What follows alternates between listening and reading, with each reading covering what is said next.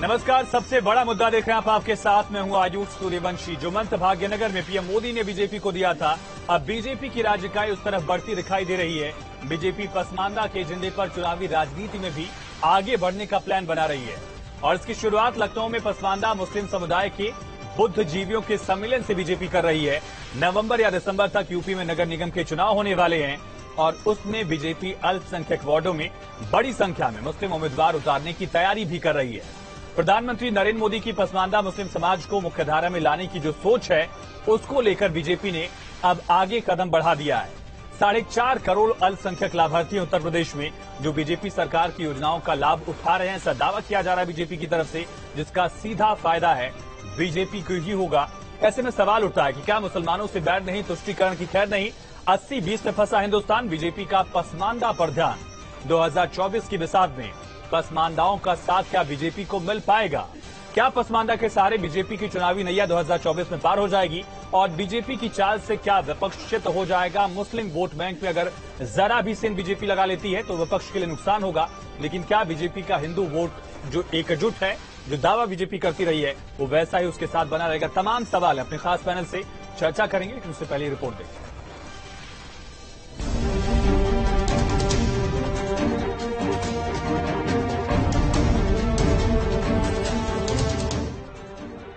BJP ने UP की राजनीति को तुष्टीकरण से तृप्तिकरण की तरफ ले जाने की तैयारी कर ली है। याद कीजिए हैदराबाद की कार्यकारिणी, जिसमें प्रधानमंत्री मोदी ने उत्तर प्रदेश के बीजेपी नेताओं को एक बड़ा मंत्र दिया था, पसमानदा मुसलमानों पर फोकस करने का। बीते 8 वर्षों में हमने हर भारतीय के जीवन में सकारात्मक परिवर्तन लाने का प्रयास किया है। देशवासियों का जीवन कैसे आसान हो, विकास का लाभ कैसे हर व्यक्ति, हर क्षेत्र तक पहुंचे, इसके लिए हमने निरंतर काम किया है। दशकों तक जो वंचित रहे, शोषित रहे, उनको भी राष्ट्रीय योजनाओं के माध्यम से हमने विकास में भागीदार बनाया है। नरेंद्र मोदी की पूरी नई मुस्लिम नीति भाग्यनगर में लिखी गई, लेकिन इस पर अमल अब लखनऊ में शुरू हो गया है। मेरे मुस्लिम समाज के, अल्पसंख्यक समाज के भाइयों, पसमानदा समाज के भाइयों, आपके साथ आजादी के बाद से आज तक मुल्क में यही होता आया है। आपको तेज पत्ता बनाया गया केवल टेस्ट लेने के लिए, स्वाद लेने के लिए, वोट लेकर के आपको छोड़ देने का काम किया। ओबीसी और दलित वोट के बाद पसमानदा मुसलमानों को रिझाने का ये मंत्र क्या यूपी की सियासत को बदल देगा? सवाल ये है कि मुस्लिम समाज के इस वंचित वर्ग को बीजेपी मुख्य धारा में शामिल करेगी या तमाम पार्टियों की तरह सिर्फ वोट बैंक की तरह इस्तेमाल करेगी?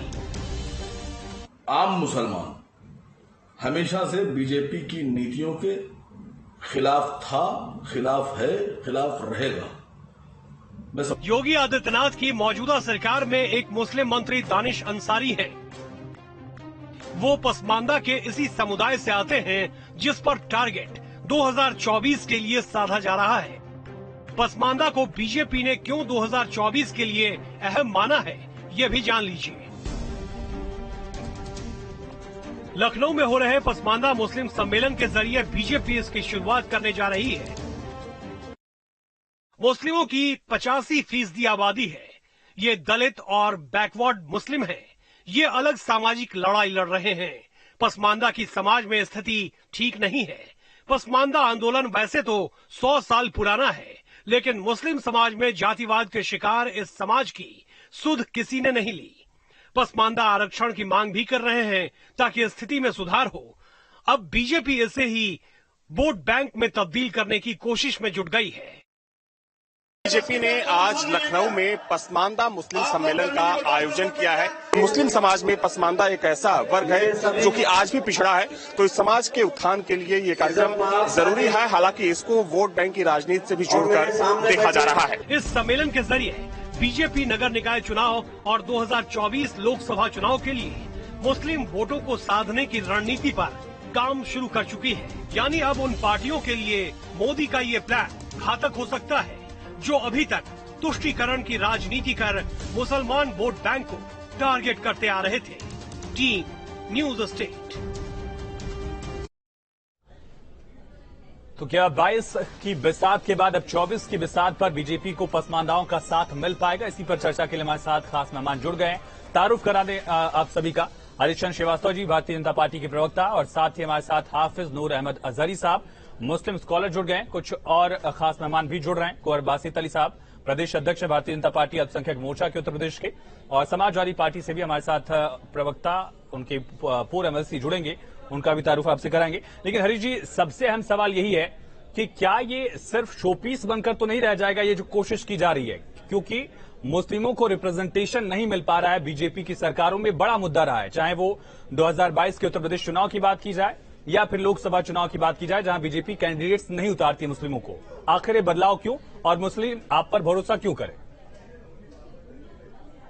देखिए, भारतीय जनता पार्टी का जो संकल्प है, सबका साथ, सबका विकास और सबका प्रयास, जो हमारे यशस्वी प्रधानमंत्री जी का संकल्प है, उसको लेकर के भारतीय जनता पार्टी का यशस्वी संगठन और सरकार दोनों काम कर रहे हैं। और भारतीय जनता पार्टी के ने जो कहा है उसको करके दिखाया।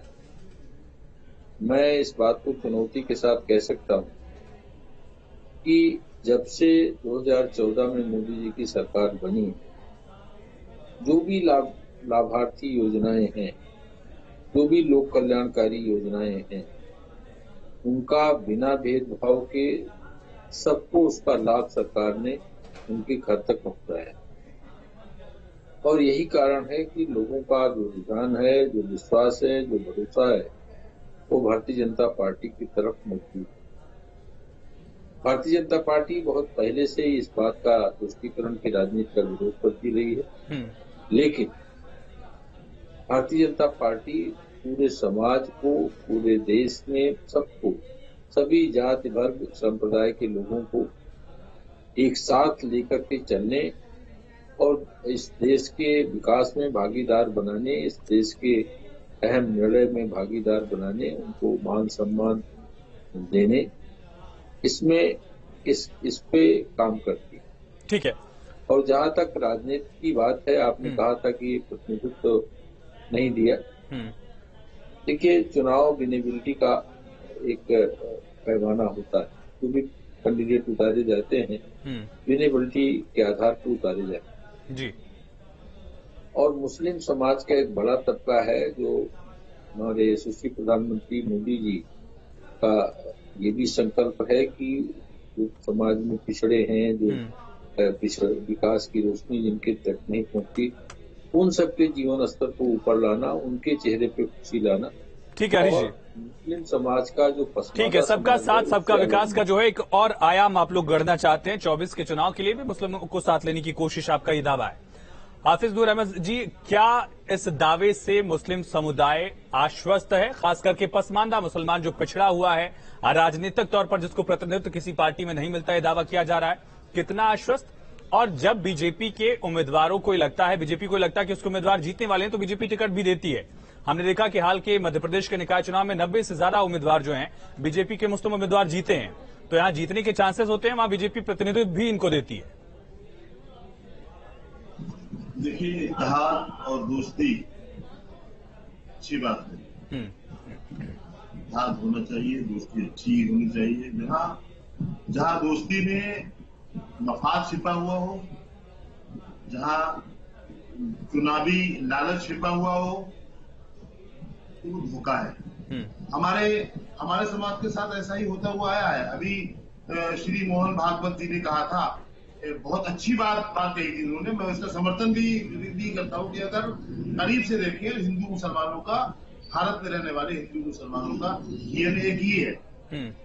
हम लोगों ने उनकी बात का स्वागत किया था कि हाँ भाई ठीक है, बात उन्होंने कही है, देर आया दुरुस्त है, अच्छी बात है। लेकिन इसके बाद के जो घटनाक्रम सामने आए हैं देश में, भारतीय जनता पार्टी की सरकार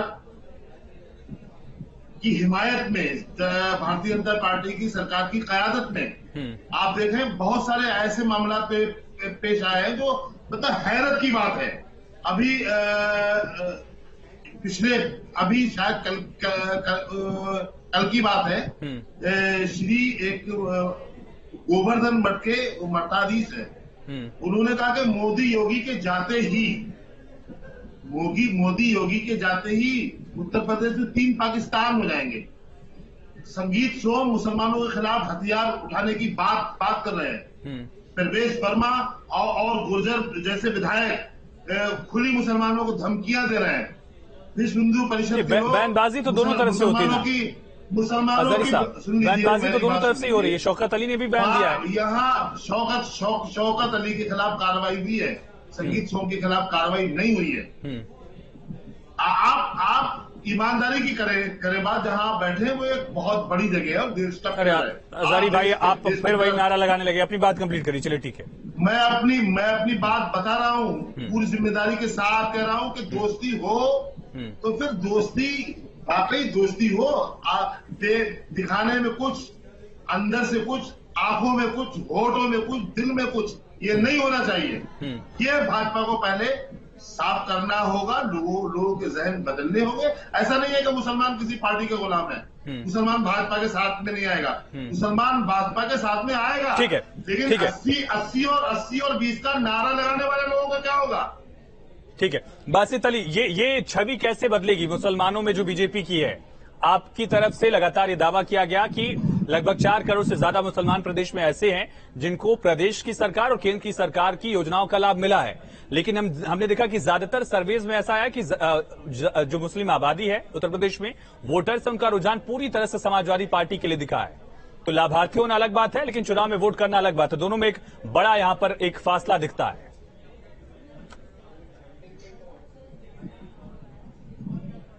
अभी एक बात कही थी साहब ने कि वो दोस्ती नहीं चल सकती जो मतलब से हो। भारतीय जनता पार्टी इनको वोट बैंक बनाने के लिए मुसलमानों को लाभ नहीं दे रही है। हमारे जो पंडित दीनदयाल उपाध्याय जी हैं, उनका पथ अंत्योदय लक्ष्य अंत्योदय, यानी कि पथ जो पिछड़ गया है, जो छूट गया, जो पीछे रह गया, जो पंक्ति में अंतिम व्यक्ति है, उसकी चिंता करना भारतीय जनता पार्टी की मूल विचारधारा है। और उसी पर चलकर मोदी जी आज जो मुसलमानों में पसमानदा मुसलमान हैं, उनकी चिंता कर रहे हैं। चाहे वो 1,25,000 आयुष्मान कार्ड हो, 40 लाख चाहे बिजली के कनेक्शन हो, चाहे वो 3 करोड़ लोगों को जो है राशन देने की बात हो, या सड़कों की बात हो, विकास की बात हो, पढ़ाई की बात हो, हज की बात हो, सभी को मुसलमानों को बेहतर सुविधा देने का काम पार्टी कर रही है। वो इसलिए कर रही है कि उनका इतना ही फर्ज है जितना किसी अन्य के लिए। आज लगभग 4.5 करोड़ के आसपास लाभार्थी उत्तर प्रदेश के अंदर हैं और 8% वोट भारतीय जनता पार्टी को लगभग मुसलमानों को मिला है। बासित भाई, सवाल मेरा वही था कि आंकड़ा तो आपने बताया, लेकिन अगर सोचिए कि 3 करोड़ वोट अगर बीजेपी को चला जाता उत्तर प्रदेश में मुसलमानों का, तो सीटों का आंकड़ा क्या हो जाता? आजमगढ़, मुरादाबाद, खलीलाबाद ऐसी जो सीटें हैं, वहां पर बहुत बड़ा फर्क दिखता बीजेपी के, लेकिन ऐसा हुआ नहीं है। कैसे होगा? लाभार्थी अलग, वोट बैंक अलग। आजमगढ़ और रामपुर में आप जब देखेंगे, आप रामपुर के अंदर जब देखेंगे तो कुछ मुसलमानों का रुझान इस उपचुनाव के अंदर बहुत बड़ी तादाद के अंदर मुसलमानों का आया है। और उम्मीद है कि जब हम अच्छा काम करेंगे, लोगों के बीच पहुंचेंगे, हर बूथ पर लगभग 100 लाभार्थी हैं, उन तक पहुंचना।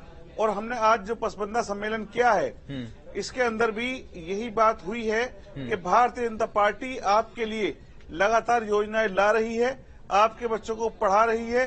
भारतीय जनता पार्टी उनको मजदूर नहीं, उनको डॉक्टर, इंजीनियर, उनको एक अच्छा इंसान बनाना चाहती है, उनको पढ़ाना लिखाना चाहती है। लेकिन आप उनको लगातार अनपढ़ रखना चाहते हैं, आप उनको वोट बैंक बनाना चाहते हैं। वोट देना और न देना अलग मसला हो सकता है, लेकिन भारतीय जनता पार्टी की तमाम योजनाएं आज समान रूप से सबको मिल रही हैं। ये मुसलमानों के सोचने का विषय है कि वो फिरका परस्ती के साथ जाते हैं, वो दंगों के साथ जाते हैं, या मोदी जी के राष्ट्रवाद और मोदी जी के विकास की नीति के साथ इसी पर नूर भाई एक छोटा सा रिएक्शन आपका, उसके बाद मैं हरीश जी के पास जाऊंगा। अगर बीजेपी सबका साथ सबका विकास को आगे बढ़ाने की कोशिश करे तो मुस्लिम वोट बैंक किसी खास पार्टी से सिर्फ जुड़ा रहकर क्या दिखाना चाहता है बीजेपी के विरोध में? पहले ही कहा है बासित अली भाई ने अपने लफ्जों में बड़ी अच्छी सी बातें कही, लेकिन ये सब चारा है। दूसरी पार्टियां भी ऐसी चारे में लेकर के हमारी कौम को इस्तेमाल कर चुकी हैं। समाजवादी पार्टी से लेकर कांग्रेस ने क्या किया हमारे साथ? कांग्रेस ने भी हमें सड़क पे लाकर नंगा करके दिखा दिया सबको कि देखो मुसलमानों की हालात ये है। मुसलमान सच्चर कमेटी, रंगानाथ मिश्रा आयोग बनाने के बाद में मुसलमान बई का बई मुसलमानों के साथ क्या किया? मुसलमानों के साथ न कांग्रेस ने कुछ किया, न समाजवादी पार्टी ने कुछ किया। और भाजपा तो पहले से ही, भाजपा का जन्म ही मुसलमानों को मिटाने के लिए हुआ है। भाजपा में उन्हीं मुसलमानों की इज्जत और वकार है जो मुसलमानों की इज्जत को ठेस पहुंचाने का करते हैं, काम करते हैं, वो कोई हो। नहीं, बासित अली ने ऐसा क्या कह दिया जिससे मुसलमानों की इज्जत को ठेस पहुंच गया? हमारी चर्चा में ही है। हरीश जी लौटते हैं, हरीश जी के पास आपके पास बासित अली मैं बताना चाहूंगा। हाँ, बताइए। मैं बताता हूँ। हाँ जी, मैं बताता हूँ। जब मोदी जी अमेरिका के अंदर गए तो मोदी जी ने कहा कि हमारे मुल्क का मुसलमान आतंकवादी नहीं हो सकता, वतन परस्त है। जब वो चुनाव लड़ने के लिए तो उन्होंने कहा कि मैं मुसलमानों के एक हाथ में कुरान और दूसरे हाथ में लैपटॉप देखना चाहता हूँ। उत्तर प्रदेश के अंदर जब योगी जी की सरकार आई कोई दंगा नहीं हुआ, कोई दंगा नहीं हुआ। आप दूसरे मैं अभी नूर भाई सुन लीजिए। हिंदुस्तान में बासित भाई ये बात हिंदुस्तान में कहने की है, अमेरिका में कहने की नहीं है। ये इनको शायद वो सरकारें पसंद हैं जो इनको दंगाई बनाती हैं, जो CNRC के नाम पे इनको सड़कों पर बिठाती हैं, जो इनको तमाम मुद्दों के लाकर सड़कों पर बिठा देती हैं। इनके लिए जी देखिए, आपने आप मेरी बात सुनिए, मैंने आपकी बात सुनी ना, मैंने आपकी बात सुनी है। आपने समाजवादी पार्टी की सरकार बनाई, आपने कांग्रेस की सरकार बनाई, आपने सपा की सरकार बनाई, उनसे आपको धोखा मिला। क्या आपने कभी कोशिश की कि भारतीय जनता पार्टी की जब सरकार बने तो उसमें मुसलमानों का भी योगदान हो? आप टीवी पर बैठकर, अपनी महफिलों में बैठकर घोषित कर देते हैं कि मुसलमानों की दुश्मनी यदि कोई है तो वो केवल और केवल भाजपा है। मेरे पास वक्त कम है, ठीक है, मेरे पास वक्त कम है, ठीक है। अहमद जी जल्दी से, नूर भाई जल्दी बताइए। कब तक विरोध करते रहेंगे? आपने खुद कहा कि संघ प्रमुख ने जो बातें कही अच्छी बातें हैं, कम से कम अगर बीजेपी की तरफ से कोशिश हो रही है तो आप लोग भी आगे बढ़िए 2 कदम। अरे साहब, हाँ, दूध के जले हुए ना हम लोग। हाँ, हमने ये नहीं कहा कि भाजपा में जाना नाजायज है और दूसरी पार्टियों में जाना जायज है, ऐसा नहीं है। हम ये बोल रहे हैं। ठीक है, नूर अहमद जी सुनिए। कांग्रेस की सरकार थी, हाशिमपुरा का दंगा होता है, हाशिमपुरा में नरसंहार होता है। आपको ये कहने में समाजवादी पार्टी की सरकार में भी हमने देखा मुजफ्फरनगर का दंगा हुआ। बीजेपी में कम से कम ऐसी बातें तो नहीं हुई कि भारतीय जनता पार्टी मुसलमानों के लिए काम कर रही है। ठीक है, बासी जी, ठीक है, सुन लेते हैं। नूर भाई बोलिए। ये कहने में आपको क्या हर्ज है कि आप? ठीक है। बासित भाई, आप एक ओहदे पर आने के बाद ये बिल्कुल नहीं आप भूलिएगा कि भारतीय जनता पार्टी है जिसका काम लगातार हमारे खिलाफ हो रहा है, हमारी मुखालफत में हो रहा है। कभी हमारे अजदाद के नाम के बनाए हुए स्टेशनों के नाम बदले जा रहे हैं, कभी। ठीक है हरीश जी, ये छवि जो है अभी भी थोड़ा सा एक झिझक है।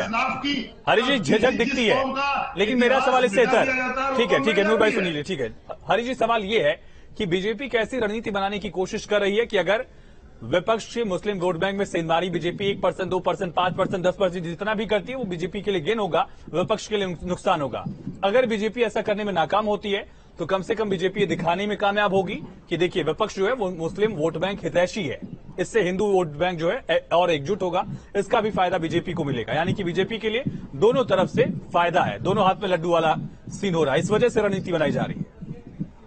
नहीं, देखिए, भारतीय जनता पार्टी चुनाव के मद्देनजर रणनीति नहीं बनाती, बल्कि मुस्लिम समाज के उन लोगों को जिनको गुमराह किया जाता है, हजारी साहब बहुत बात कर रहे थे कि मुस्लिम समाज के लिए, मुस्लिम समाज के लिए हो। हजारी साहब ये नहीं जानते कि मुस्लिम समाज का जो पिछड़ापन, उसका महज कारण मुस्लिम समाज के बच्चों की जो चरमपंथ की शिक्षा दी जा रही, जो उनको आधुनिक शिक्षा से दूर किया जा रहा है, जो उनको गुमराह किया जा रहा है, उनके दिमाग को फलूक किया जा रहा है।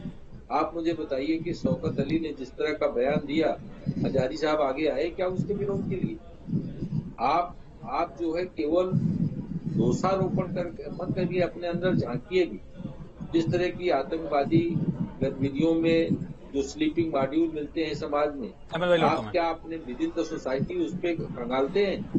भारतीय जनता पार्टी का उद्देश्य एक एक नागरिक को जो भारत की मुख्य विकास की धारा है उससे जोड़ने का है, और बिना भेदभाव के भारतीय जनता पार्टी काम करती है। सबको आज नहीं तो कल इस बात का एहसास होगा कि नूर अहमद जी, ठीक है, झिझक खत्म करेंगे तब तो आगे बढ़ पाएंगे। देश के और प्रदेश नूर अहमद जी, नागरिक के साथ पूरी संवेदनशीलता के साथ हारिस जी, आप बड़े भाई हैं मेरे। आपने जैसे भी शौकत अली का नाम लेकर के कहा, मैंने शौकत अली का कल से सुना था, और शौकत अली के लिए मैंने क्या क्या बोला है वो आपके कानों तक नहीं आया होगा। लेकिन आप हमें बताएं, आपने संगीत सोम के लिए, प्रवेश वर्मा के लिए, नरसिंहानंद के लिए क्या बोला है, बताएंगे आप हमें? मैंने बोला क्या बोला आपने? आपकी सरकार है, आपकी सरकार ने उनकी गिरफ्तारी क्यों नहीं की? शौकत अली ने जितना विधायक पद से खारिज। चलिए ठीक है, मेरे पास वक्त खत्म हो गया। बहुत शुक्रिया आप तीनों का इस खास चर्चा में जुड़ने के लिए, खास मेहमानों का अपनी बात रखने के लिए। बीजेपी की एक लंबी प्लानिंग हर चुनाव को लेकर दिखती है। एक बड़ी कोशिश यहां पर भी दिख रही है। पसमानदा मुसलमान, जिसकी आबादी कुल मुसलमानों में लगभग 80% से ज्यादा है, वो वोट बैंक अगर बीजेपी उसमें सेंधमारी करती है तो नुकसान विपक्ष का होगा। नहीं कर पाती है तो भी बीजेपी का फायदा, क्योंकि हिंदू वोट बैंक को जो बीजेपी एकजुट करने की कोशिश करती है उसमें कामयाब होगी। साथ ही कश्मीर में आने वाले वक्त में चुनाव होंगे, अंतर्राष्ट्रीय स्तर पर अपनी छवि को और ज्यादा बेहतर करना है। ये तमाम चुनौतियां, और इसी वजह से एक लॉन्ग टर्म प्लानिंग के हिसाब से पसमानदा मुसलमानों का मुद्दा दिखता है। कामयाबी कितनी होगी ये आने वाला वक्त बताएगा। छोटे से ब्रेक ले यहाँ पर रुकते हैं।